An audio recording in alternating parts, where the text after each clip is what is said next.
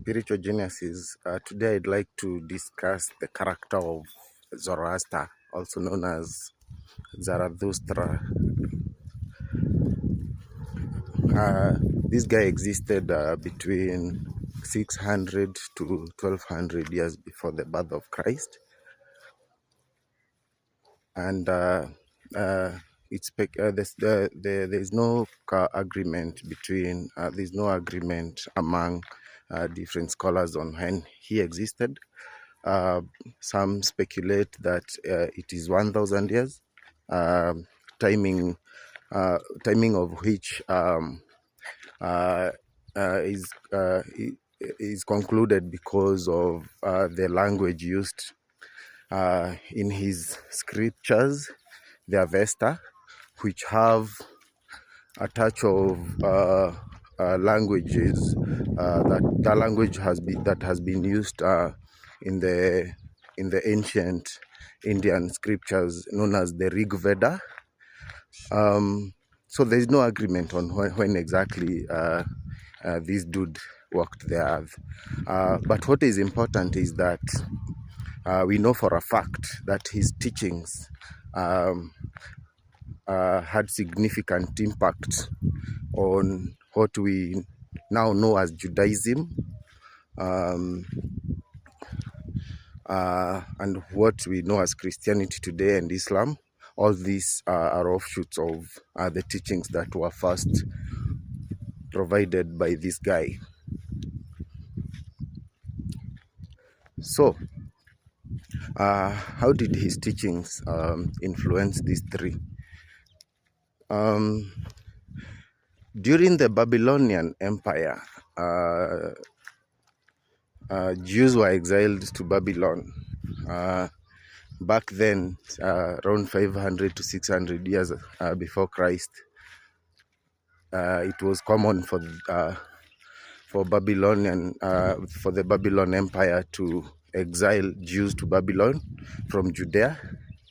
Back then, Judea was a vassal state of Babylon. There were also other kingdoms like the Assyrian kingdom and the Persian kingdom. The Persian kingdom would later conquer the Babylon kingdom, after which the Jews, scholars that had been exiled to Babylon returned to their homes. And it is worth noting that these exiles were unlike what we know of modern exile. Because the Jews were resisting the suppression by the Babylonians, to note that the king of that time was Nebuchadnezzar. To stem out resistance, they were the elite, the brightest among the Jews in Judea. It was common for them to be removed from there, taken to Babylon, so as to stem out resistance. So when they returned, when Babylon fell and they returned to their places, they went back having had Zoroastrian doctrine impacted their religious and cultural doctrines. So again, now after they went back to their places, they influenced much of what would later become Judaism, Christianity, and Islam. Islam specifically had nothing to do with the influence brought in by the Jews, but of course because Zoroaster was an Iranian, and it was common for his teachings to be the mainstay of that time, during that time in Persia. So of course later on Islam would come and be the common religious tradition in Persia, and of course that spread out. I think this is 600 years after. This is 600 years BC, AD, I mean. And Zoroaster would be completely forgotten. It's common in all cultures.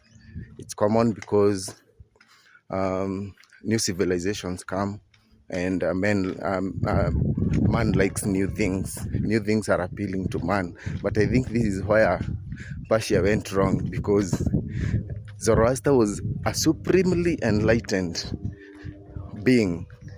Muhammad was not enlightened. He was just a spiritual genius, like any other, like Jesus. Jesus was also not enlightened.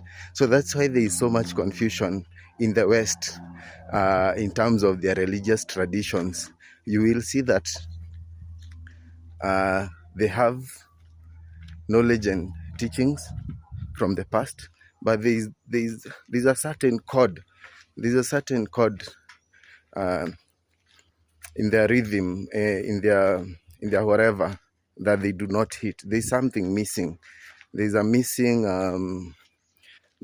gem in all the teachings, in all the religious traditions from the West, because of such occurrences. I will talk more about this in future videos. I'll consider this as an introductory remark. I will delve deeper into this sometime in the future. For now, bye.